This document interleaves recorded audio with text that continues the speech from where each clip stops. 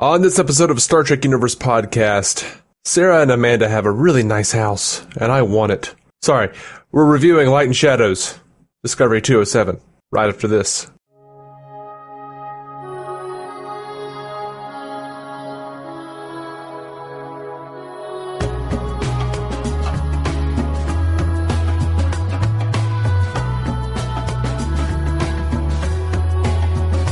Welcome to the Star Trek Universe Podcast. My name is Matthew Carroll. My name is Sarah and Amanda's house. David C. Robertson. All right, let's dive right into this episode. We both have a limited recording time today, so let's just get into it. Give us that sweet summary, my man. That sweet, dirty CBS All Access summary. Yeah. Burnham goes to Vulcan in search of Spock, where she unearths surprising family secrets. And researching what is left of the Red Angel signal over Kaminar, Pike and Tyler end up in battle with time itself. Georgiou has a few tricks up her sleeve for Leland and Section 31. I really enjoyed this episode. Yeah, I did too. I do feel like this episode should have been called something else. Something beginning with time. Oh, yeah, absolutely. I agree. That was probably my favorite little bit that ran through the episode. Mm-hmm. I really enjoyed all of the stuff that was happening on Discovery, and it made me all the more. I feel like this is one of the first episodes that's Pike has been our protagonist. Right. Every other episode, Pike has been the captain, and we've really been focused on another character. In this, Pike was our main protagonist of this episode. It made me love him all the more, and I just want a Pike show so bad. I wouldn't kick a Pike show out of bed. Yeah. Or I want him to stick around somehow. I would like him not to leave. He's been such a fun character. But I felt the same way about Lorca, so. Mm-hmm. Oh, I miss Lorca every day. Every day. The Burnham storyline was a little more, I could have taken it or leave it. Left it. It didn't, I don't know. I didn't love it. I actually enjoyed it quite a bit. Good. I'm glad. That was like the meat of what I talked about in my notes. Oh, interesting.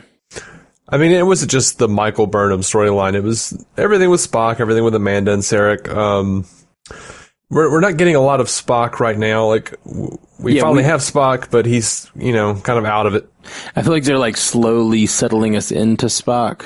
Mm-hmm. Like if we've heard about Spock all season and seen him as a child and and now it's like, and now you see him crazy. Like, they're like getting us used to, it's like a frog in boiling water, Mm-hmm. It's like they're slowly getting us used to, this Spock, so we might accept him a little more. Yeah. I've seen some throwback from some backlash from the fans. Wow, what did you think of Spock basically being dyslexic? I guess I was curious if there's a precedent for that in any way. I don't think so. Like, I mean, obviously there's no, being dyslexic doesn't mean you can't be brilliant. Sure. And I love that idea that there was something like that there was something else that he had to go through when he was a kid. And what I really love is that it was Amanda's fault in her mind. Another human flaw to sully his Vulcan blood. I really enjoyed that. The thing that sort of bothers me about it is that I like the fact that Spock just being a human was his flaw. You know, and him being raised on Vulcan with all these Vulcans making fun of him for just being a human, giving him that extra special need, while, is very human, and it's truth to that. It almost makes some of the, it gives them an extra reason that I don't know if they needed. Like, him just being human. I feel like they could have had all these same conversations, except just have it about him being a human on Vulcan, or half human, Yeah, I think it just adds an extra little layer to Sarek and Spock's relationship that it felt like it was always there. You know what I mean? Like, it doesn't feel out of sorts. It just feels like one more little jab into Sarek's side. Yeah, it doesn't feel out of sorts to me. I just don't know that I needed it. This whole episode, I feel like, would have functioned just as well. I almost felt like the only reason they included the dyslexia thing was the 6-digit number being backwards, which I'm kind of bothered by the 6-digit number thing in general. Why's that? My main qualm with it is she called out to the database, Starfleet database, and said, here's a 6-digit number. Give me all the information you have about this 6-digit number.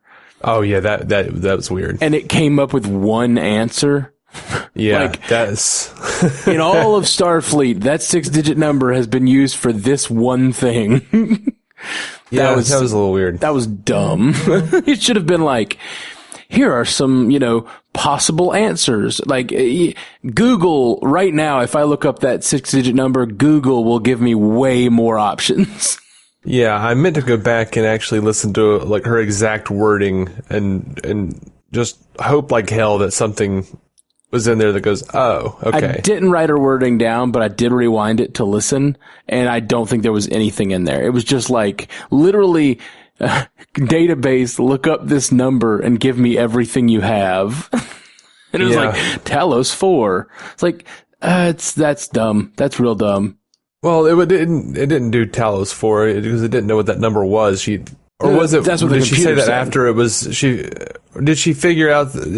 Was that after she figured out that it was backwards? Yes. Okay.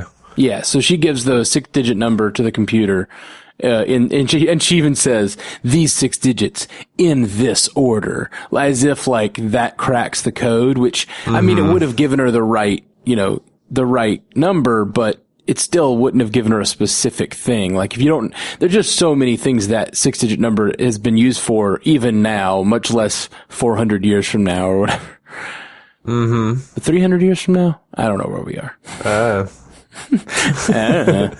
It would have been, this would have been what, 2260 something. Okay, so it's 2 years, but still, that 6-digit number, it should have been like, oh, here's like, here's 50 options, and it could say like, here's the most relevant information or something like that. But here's a 6-digit number, search the Federation database, and come up with one answer is dumb. Right. I agree. That's a little much.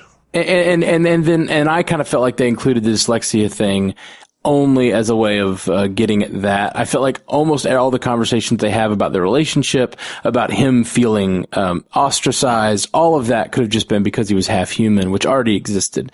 So I guess I have a problem with that, unless they go forward and try to do more with it, maybe. But I kind of feel like they're going to drop it after this, which I don't know. Maybe they will, maybe they won't. Also, he apparently is still suffering from it, so should we have... they often take a small thing from the original series or whatever and drop it into this and blow it out to a bigger idea. Mm-hmm. Like the Alice in Wonderland thing they just did. It makes me wonder if, like on some episode of Star Trek, Spock just said 2 numbers backwards and it was like a production mistake, and they're like, ha, we got something.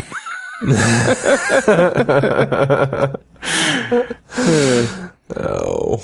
It'd be really funny if everyone's complaining and they go, oh, but in episode 78, Kirk says this and Spock says the number's inverted backwards. Back to him. Oh, man. But I really liked all the Discovery stuff, so it's funny that me and you kind of focused in on different things on this episode. Yeah, I mean, I loved all the moments between Spock and Burnham as children. I thought those were nice little, like, character bonding moments. Dude, I loved Amanda standing up to Sarek. Oh, I loved Amanda standing up to Sarek. That was cool. Yeah, like telling him that, she has not abused his authority because she does not live under it. Oh, yeah, that's one of my quotes. I don't live under your authority. I'm your wife and your partner. Try again, husband.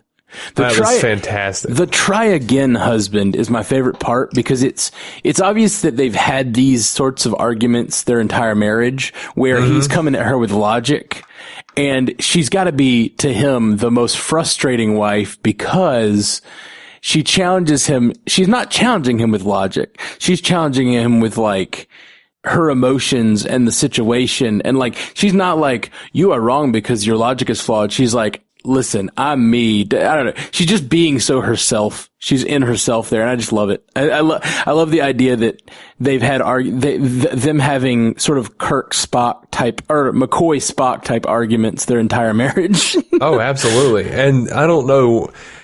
It felt like it was heavily informed and switched by the original series episode Journey to Babel, where Sarek and Amanda make their first appearance. Because Amanda is just, in that episode, Amanda is just unafraid of just slapping the shit out of Spock for being an ass and not saving his dad. And we've got the opposite here, where she's just like, you are an asshole. We are saving your son. Well, you know he did not do this. Interesting. Yeah, that's it's interesting that she's having to fight against the sort of cold logic of her loved ones so that they will get out of themselves and like go do the right thing. Yeah, absolutely. Like, she is sick of putting up with these stubborn ass Vulcans, man.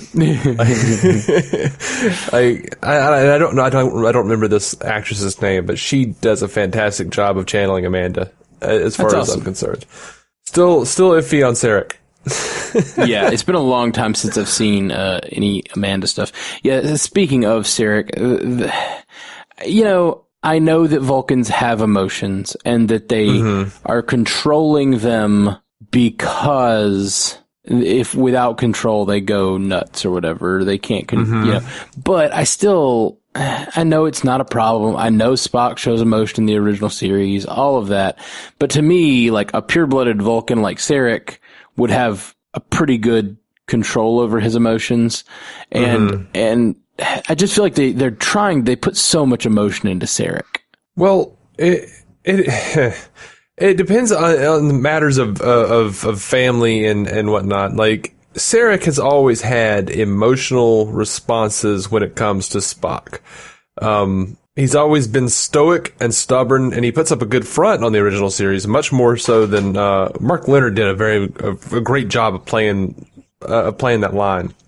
And James Frayne always just seems like he's on the edge of emotion. Yeah, he does. And that I think is what bothers me about his performance, because I'd like to see like a knowledge that he loves his son and daughter and wife, but his religion is keeping him from showing it. Mm-hmm. Instead, I just feel like he's always about to cry. Yeah, or smirk or something. Like, yeah, exactly. He says in this episode, he says, "I'm not prepared to lose both of my children on the same day," which admittedly is so the problem with that statement isn't that he almost cries when he says it. Yeah. But not only does he almost cry, but I don't think a Vulcan would say that. Because to not be prepared, just the idea of not being prepared for your children to die or to lose your children, that is an emotion. Like, I don't think that the Sarek we know, even if he had all that emotion under that deep, like his religion would not allow him to say that, because he's acknowledging that he is not emotionally prepared. Like, he doesn't say emotionally, but that's what that means. I'm not prepared. I'm gonna disagree with you here, and I would direct you to Star Trek III, The Search for Spock, when Mark Leonard's Sarek shows up at Kirk's apartment and is borderline frantic for a Vulcan. Like, he's shaking a little bit, like there's a quiver in his voice. He's aggravated with Kirk because he doesn't understand why Kirk wouldn't have gone back to Vulcan to bring his Spock's Katra home. Until, of course, he does the Vulcan mind meld and realizes, oh, you couldn't touch him. He didn't give it to you. But he was frantic. He's passionate. Like, he trusted you. How could you not do that? Yeah. I'm not saying that he hasn't shown emotion. To me, all of that you just said, though, and I admittedly haven't seen that scene in a long, long time.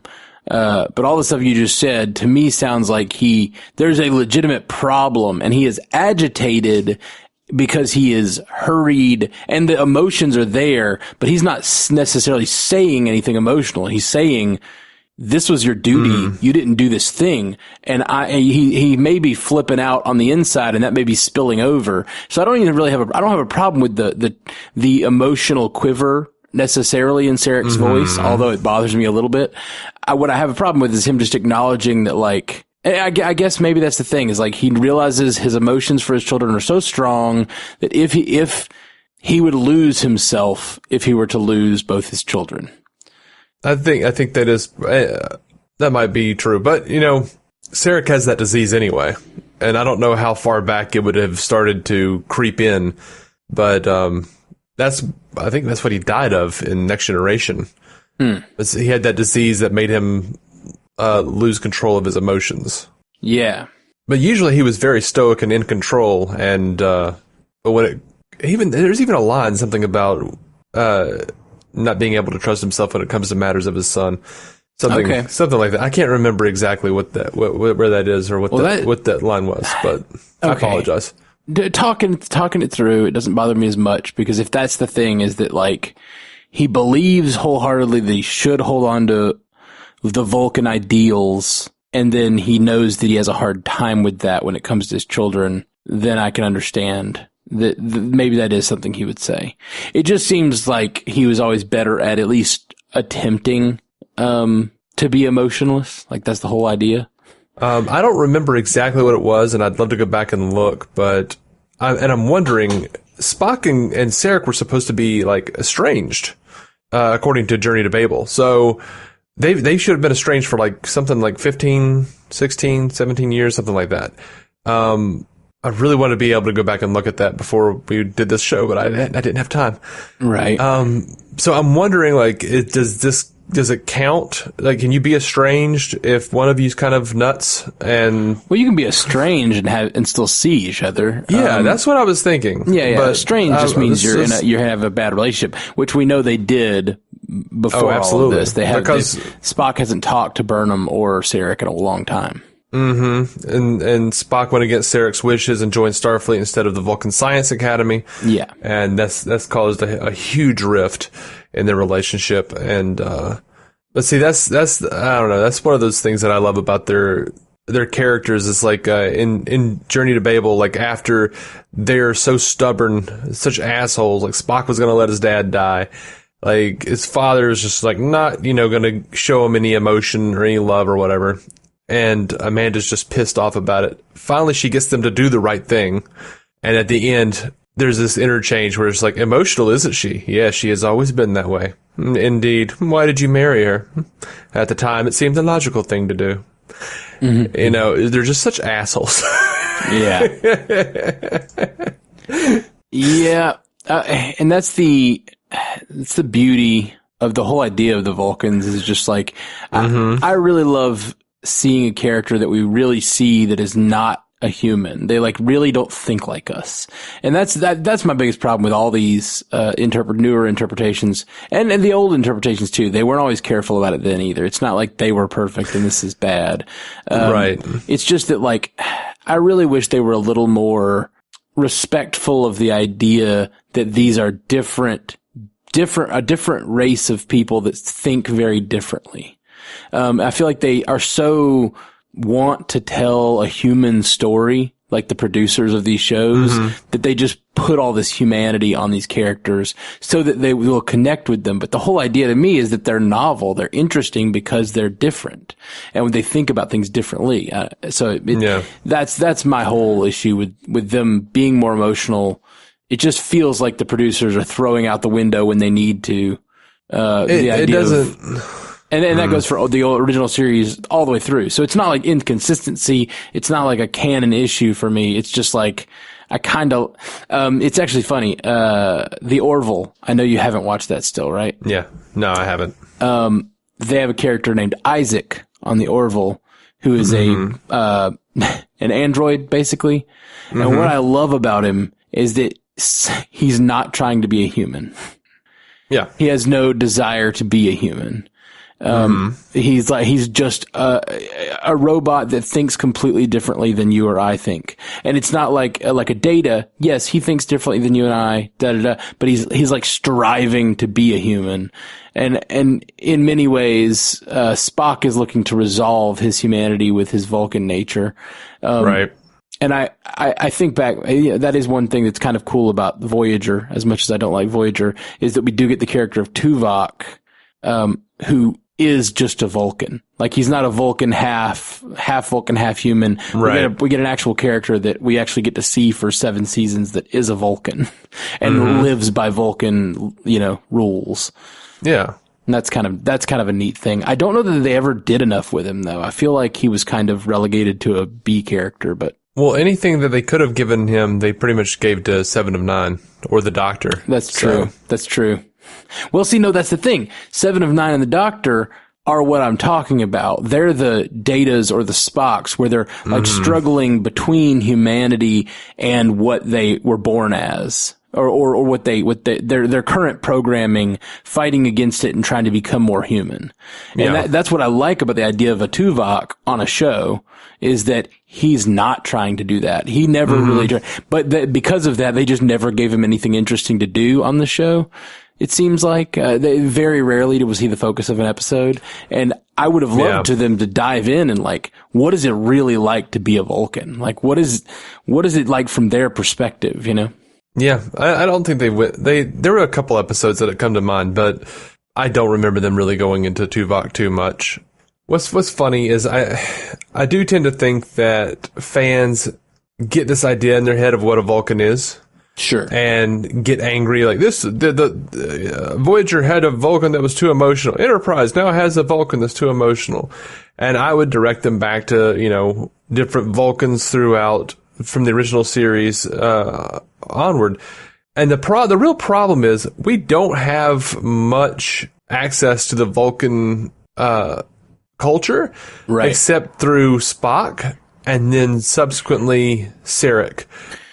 And the real problem is none of those actors are Leonard Nimoy or Mark Leonard. And that's just the problem. Like, they're so awesome and they're so, like, they have the specific thing that they do. And it makes sense because, they're father and son. And I think they kind of, Mark Leonard maybe even tried to inform his, performance based on Leonard Nimoy's. But I don't think most people play Vulcans the same way. Like, they try to do some sort of mimicry of Nimoy, and they're just not getting it somehow. So I think, to me, like, all Vulcans are just kind of like whatever. Well, we have our most of our picture of what a Vulcan is just how they relate to humans, because every Vulcan we've seen at least every Vulcan we've seen in a regular basis has just been a single Vulcan living on a crew full of humans, and the unique challenges that come with those butting up against each other. But I would be interested in like a mini series or something that was just like a Vulcan science vessel doing Vulcan things, and what kind of, because we know that the Vulcans still have disagreements. We know that there's like this like group of terrorists that tried to kill Sarek last season. Like, all that stuff to me is interesting. The idea that these people have lived by complete logic, but they still disagree, or they're trying to live by the tenets of logic, but they disagree on where that logic leads them. I don't know. It's all interesting. I'd like to see more of that. I'd like to know more about how the Vulcan community is separate from humans works. Yeah. What comes to mind is that Family Guy bit, the British drive-by, where they just roll down the window and the guy yells out, "I respectfully disagree." Or whatever it was. That's good. Yeah, it does. It just feels like that would be a show that would just be like polite disagreement. Unless there is like an extremist who decides to blow himself up. Yeah. That's what happens when you bottle your emotions, man. I guess so. Well, the thing is that guy, you will go back and watch that guy blow himself up. He's not emotional about it at all. I don't think it is emotion. I think he's like led himself to a place. Well, and I think that's always been the undercurrent in Star Trek, is that Vulcans think they're not making emotional decisions, but they often are. I think a truly enlightened Vulcan would realize that the reason that they followed the rules of Surak was because their emotions ran so deep, and they were so hot-blooded that they were about to destroy themselves.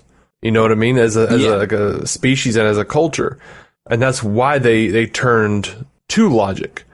Yeah. So, in fact, they're probably way more emotional than human beings. That's the thing that also interests me about that whole idea is we've never seen that. That's their religion. That's their lore. Like, it is very possible they were just similar to humanity. And that whoever came up with what is the Vulcan religion called? I keep wanting to say it and I'm just not thinking of it. Idic? it's not really a religion. It's just I'd call it a religion.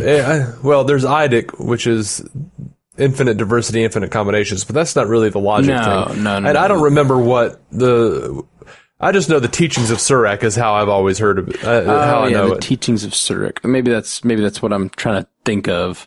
There's an offshoot species that they thought had died out or whatever that was on Next Generation that were still using psychic-based weapons. Like, the Vulcans had psychic-based weapons. Well, and that's the other thing. Their minds are very powerful with their, telekinetic and telepathic, or I guess telepathic abilities. Not telekinetic. So I guess if you have any emotion and you have the ability to kill people with your minds, that could be a problem. A little bit. Okay. So I'm totally interested, in all of that stuff. I enjoyed the relationship stuff in that side of the episode, but I was pretty annoyed at the whole 6 digits and just I felt like there were plot holes to me. And I just kind of wanted to get back to the adventure storyline going on the Discovery, which is what I would like to get into now. Sure. I'm sorry, I detoured you. No. We just discussed the one half of the episode, and now let's get into the other half of the episode. I just had so much fun with all the time problems they were having. I really enjoyed Stamets being like a time badass. One of my favorite moments in this episode was just when there's Pike. It actually made me laugh a lot. Pike, Stamets, and Ash Tyler are on the shuttle, and they're all trying to solve the problem. And Pike is doing what he does best, which is command and trust his people. Before Stamets even has the calculation ready, he has already set the thing to explode. Yeah. Which was probably a little premature, but he knew he had to get out of there. He knew he had to shut down that, he was just making the hard decisions just all in that moment. So it's like him making hard decisions, trusting his people, Stamets doing what he does best, which was, calculating and doing the thing that he'd been trusted to do. And so they're all three they're doing the thing. And then you look over to Ash Tyler, the Klingon blooded, security officer, and he's just banging on the probe with a wrench. I love that they're all three trying to solve the problem in their own ways and functioning the way they are supposed to on the crew. But that manifested itself as Ash Tyler just banging with a wrench or something, whatever he's holding, just a pipe. He's just banging on the probe. That was fun. Cracked me up. So who do you think it is that's modifying their probe to come back and attack them from 500 years in the future? Who in the future, 500 years in the future, who needs a probe to do all of this? That's insane that they use their own probe. If they have the ability to send things forward and backwards, they could have just sent some of their modern technology, but instead they intercepted a probe and sent it back to them, which is weird unless you're the Borg. Nah, I don't know, man. That didn't look like some Borg stuff. That doesn't. Something else. It doesn't look like 24th century Borg stuff, right? Or 23rd century Borg stuff, but it could well look like 27th century Borg technology. I think the reason Borg come to mind is it also reminded me a lot of the technology that was in there. Reminded even all the coloring and those arms. It reminded me a lot of the Matrix. And those cybernetic or whatever and they're not androids. They're whatever, the artificial life in the Matrix. So I was just man, could this be what the Borg eventually could that be what Borg technology looks like in the 27th century? Yeah. Wouldn't it be the 28th century? I thought you just said they were, 28th. So they're in 22. So 2700s. Yeah. So it'd be the 28th century. Yeah. Yeah. Which is not the furthest we've seen in Star Trek. We've seen the 29th century. I think I want to say the 30th or 34th or something. I don't know. I don't remember where. After Discovery would be the 33rd if Craft was 10,000 years in the future. Yeah. So Yeah, who would intercept a probe, send it back that way? And the only thing that isn't much of a mystery to me, at least I think this is why they're wanting the information. I don't think they're looking for a specific piece of information. I may be wrong. They might be looking for a specific piece of information, but I think they're looking for general information about a snapshot of what's happening right then, because I think they're trying to change things in the past. We're getting a Terminator storyline is what I think we're getting. I think we're getting someone in the future trying to affect things in the past in such a way that it leads to whatever result they want. And I think we might be getting, in this episode, they talked about this being a malevolent force sending this probe back. But last episode, they were talking about the Red Angel is probably a benevolent force. At least Pike felt that way. It could just be two different forces. Could be. It could be someone from the future tracking the Red Angel. Absolutely. Absolutely. The Red Angel could be someone who is, wasn't the 29th century was when those future cops were coming back into Enterprise. Is that right? I think that was Voyager. Oh, you're right. You're totally right. And then Daniels was from a further point, but I don't remember that's what I was trying to remember earlier is what century he was from. Oh, okay. See, I thought he was 29th. Okay. So but that's not that, if he's from, so what is 29th then? Is 29th when we saw the universe destroyed or whatever in Voyager? I think the 29th century is like the temporal fleet. Yeah, that's what I'm getting at. That's not that far off from 500 years in the future. I don't know if they last 100 years or whatever, but it's very possible this is like the beginnings of the temporal fleet or some form of it. If you look at, I was thinking about this the other day, because if you look at DS9, the Trials and Tribulations episode, temporal investigations seems a lot like Section 31. Yeah. And I'm wondering if Section 31 doesn't become the temporal fleet. Yeah. No, it definitely seems like the kind of responsibilities that would be relegated to Section 31. Because time travel is just too insane to mess with. Because everything you do, the butterfly effect is real. Yeah. I don't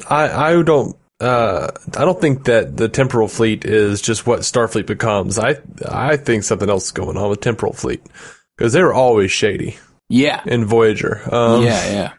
So my short answer is I think we're getting two different forces coming back. Whatever's going on, I think two different forces are coming back and having some sort of war on their turf. Which, by the way, Daniels was a temporal agent from the 31st century. Okay. Man. I'm very intrigued by what's going on in the future of Star Trek and how they're giving us a lot of information. I mean, we know about the temporal fleet. We know, the 29th and 31st century. And now we know the 33rd century has craft where it appears that humanity has splintered into two different groups that call each other different things. That's all. Yeah. It's just interesting that we have so much knowledge, but no knowledge really. Yeah. Man. Cool. Yeah, it is. Pike is, definitely my favorite this episode. I really liked how he, kept doing the right thing by Ash Tyler, even after he saw that vision. Oh yeah, I loved how they came to terms with each other and learned to respect one another. That was all really solid.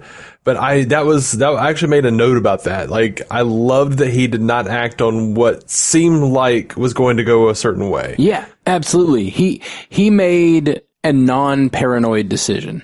Even though it totally looked like Ash was attacking him. Yes, and it also sounded like he was speaking Klingon as well. Yes, and he did. When he was upset when that thing was attacking him, he was yelling in Klingon. He absolutely did. Okay, I thought he just yelled out, and then through the garbled nature of the time vortex, whatever, it sounded like Klingon. Which is exciting for what that means to me for his character, like what that could mean. Like when he's being attacked, he suddenly becomes Klingon again. Like he starts screaming in Klingon. That's cool. Okay, yeah, it is. I love Ash Tyler. Ash Tyler's a super fun character. I do wonder if that situation would have been different if in his vision it was Ash Tyler shooting him. Mm-hmm. Like, I wonder how that would have changed the calculus of the situation for Pike. Yeah. Well, as it is, Pike shot first. That is true. That is true. Let's see. What else did happen? Everything else, yeah. So in the very end, Arium is affected, is infected with, it looks like, with some sort of virus from the future. Yeah. Is she a full-on, is she a synthetic life form? I don't know what her deal is. She has been referred to as an augmented human.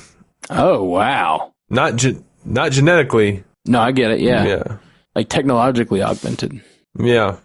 And I make that distinction because I've seen people complaining about the eugenics thing and how that's supposed to be outlawed. And I'm like, this is technology. It's not. That is clearly not genetic manipulation. They just don't like the word augment. Yeah. They changed her genes so she'd have a metal face.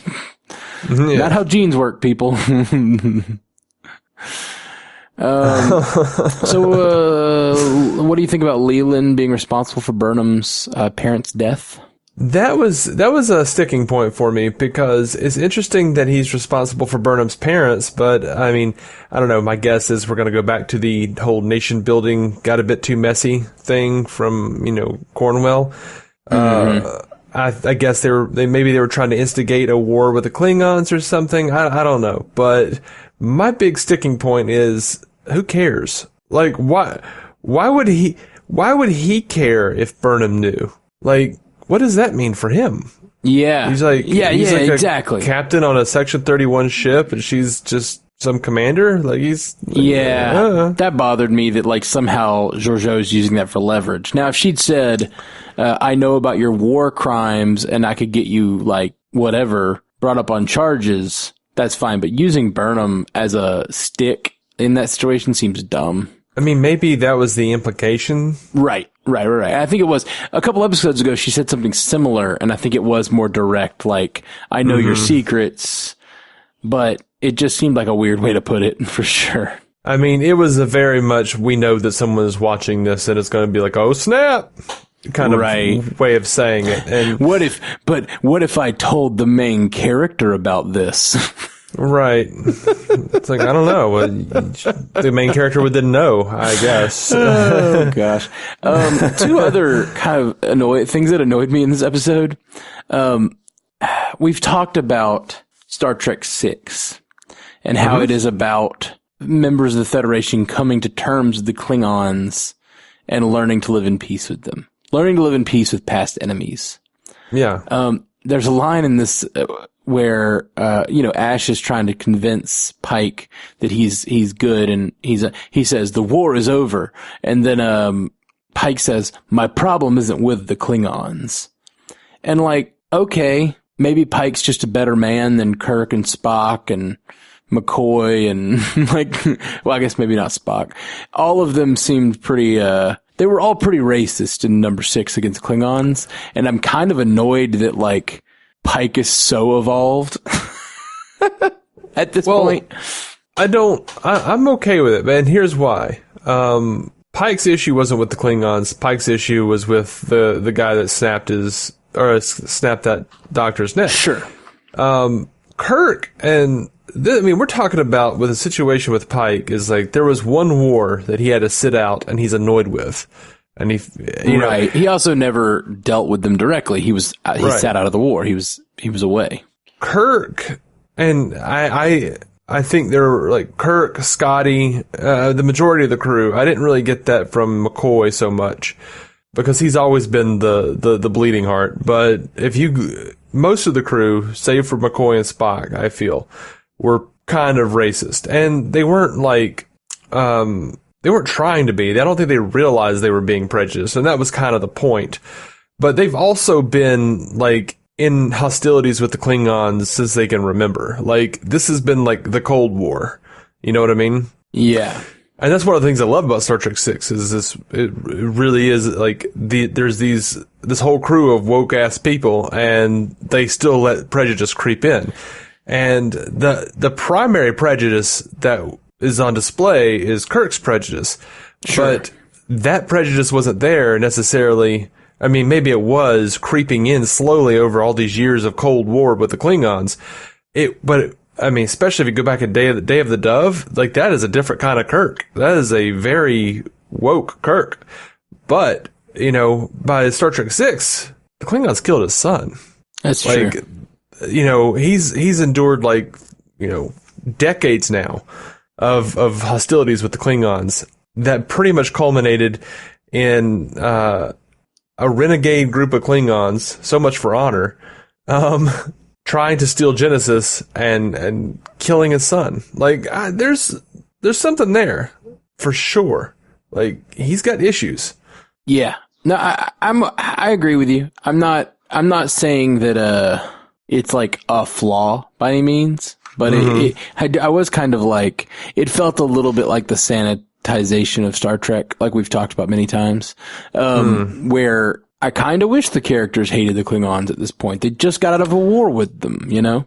Well, I think clearly Michael did in season 1. Yeah, no, absolutely. But that's a little, like you said, that's because they directly killed someone they loved instead of just general racism, which I think, like, it's hard to tell parables about things like racism when you can't give them to your main characters. When you feel like you have to make Starfleet so woke that they can't have flaws. And I don't think that's the case on this show for the most part, but I did feel like that was a slight nod to that, I guess. Another thing, did the original series shuttles have warp? I didn't think they did. We didn't have any kind of confirmation that they did. We talked about it during our rewatch of Discovery season 1. Oh, did we? Where it was like the earliest noted version of a warp speed vessel. So a warp speed shuttle. Okay. I just looked it up and it was, it bothered me because I didn't remember the original series shuttles going to warp. I thought that, it wasn't until Next Generation the shuttles had warp, but in this, a Section 31 shuttle had warp, which again, not a flaw. It could have been a Section 31 thing, but I was just curious if that was another technological thing that the Section 31 had. We have seen shuttles with warp that were just your standard Starfleet shuttles in Discovery have warp. Okay. But I don't remember the original series actually. I don't think they ever had tackled it, honestly. I looked it up, and apparently there are episodes where they never talk about it, but like shuttles, there's like apparently in the menagerie, there's a shuttle that chases the Enterprise and is able to keep up with it. So you can assume it has warp drive, but they never talk about it having warp drive. That's solid. All right. Yeah.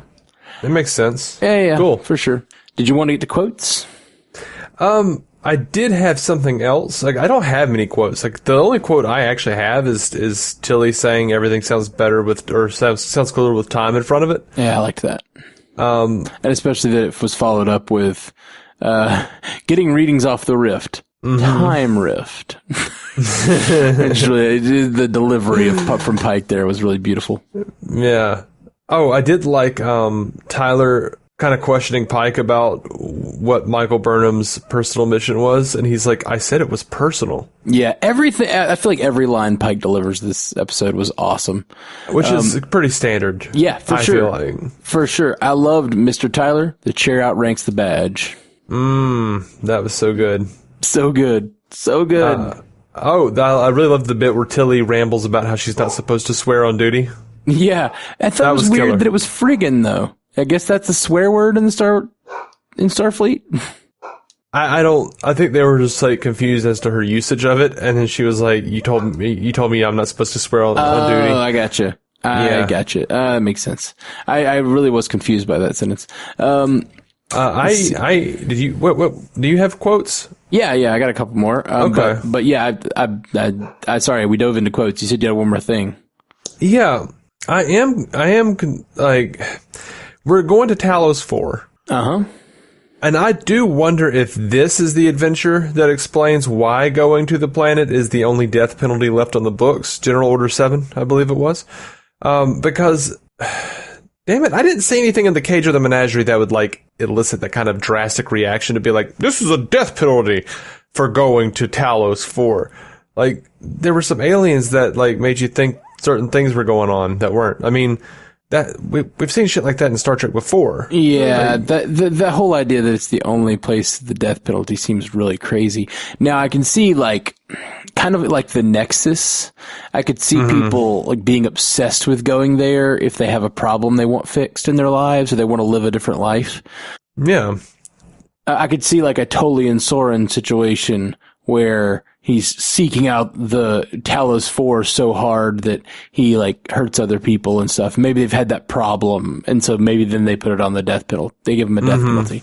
But yeah, it doesn't seem like that's a really good case for having the only thing your society agrees should still be. Like, maybe if it was not the only death penalty, like it was just one of. Well, they did say it was the only death penalty left on the books. No, that's what I'm saying. Yeah, it doesn't make any sense. Yeah, I'm agreeing with you. I'm sorry, I didn't quite catch what you were saying. Yeah, exactly. That's weird. So yeah, maybe there is something different there. Yeah, the Talosians though, they look weird on this Discovery. Yeah, I thought they looked close enough to the original Talosians that like I'm on board. It looked like just updating of the makeup to me. I could still tell they were the Talosians. They still looked like the Talosians. I just think the Talosians looked perfect the way they were. I thought they looked cheesy in the old stuff. That's interesting. But yeah, we'll see how they look next week. I guess next week. So, last couple quotes. I really liked, sorry, there's no way to get rid of him, sir. Ash talking about Voke. And, again, it's another Pike quote. Pike says, I know the feeling. Loved that. It was really great. I liked Stamets talking about the time rift. He says, it just like, I loved how matter of fact this statement was. He says, it doesn't look distorted to me. It looks anomalous. It's so like, that's so like specific scientific language to talk about the things instead of like, I just enjoyed the specificity of that. And this, I don't know, this probably is my favorite quote. It's a little sappy, but I still liked it. It was just a nice moment. He said, Tilly, trust the math. More importantly, trust yourself. I wouldn't let just anyone beam me in and out of time. Yeah, that was fun. That was good. I liked that.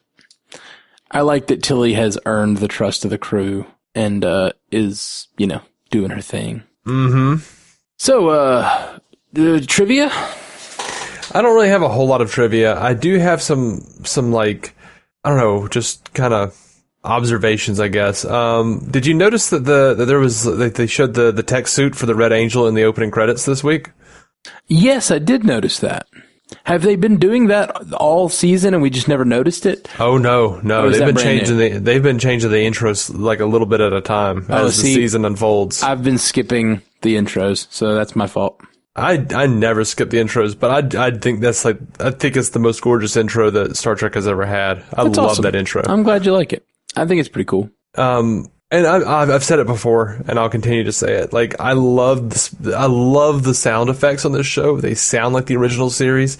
And this episode, we got some really cool close-ups of the toggle switches on the shuttle console. Yeah, they seem like they were driving home the toggle switches this episode. Oh yeah, and they can heavy hand that to me all day. I love that shit. Like, yeah, yes. I saw someone on Twitter point out this little nugget. Pike dumping his fuel to signal for help in the shuttle, and how that was kind of like Spock in the Galileo 7, and I'd forgotten about that. So that was cool. Neat. But yeah, I didn't see any like actual trivia floating around this episode. That cool. was. Yeah, it's always gonna be tricky with these new episodes because they're not old episodes, but not a lot of people have had time to think about what the trivia is. It seems like the first week, when we do these episodes a little later, there's more trivia because I guess people on Memory Alpha have had time to think about things. Yeah. It's when you get it sooner, you get a little less. You get it later, you get a little more, but you get it too late. No one cares. That's true. I was saying if you get it too late, no one cares. Not no one cares about your sentence. Oh, okay. I thought you said if you get it too late, and then I was like, no one cares. But gotcha. I realized then the way you said, All right. It sounded like I was like, no one cares, Dave. I was like, well, damn, man. That's really funny. Okay. That's cold. That's some cold shit. It was. I was just cold as ice over here. All right. Anything else you want to touch on before we let these folks go? Nah, I'm good, man. Well, thank you guys for listening to the Star Trek Universe podcast. Appreciate you very much. Give us a rating or review wherever you can. It really helps us out. Helps us get the word out about the show. Share us on the social meds. Yeah, the social meds. The social meds. Yeah. All right. Thanks, guys. Peace. Live long and prosper. To reach out to us, hit us up at StarTrekUcast.com, at Star Trek UCast on Twitter, Star Trek Universe Podcast on Instagram and Facebook. Just search for us there, or send us a message at StarTrekUcast@gmail.com. If you'd like to hear more from David C. Robertson, check out the DC On Screen podcast or maladjusted.tv. And if you want to hear more from Matthew Carroll, that's me, check out the Marvel Cinematic Universe podcast, or go listen to my music at MatthewCarrollmusic.com or anywhere you get music.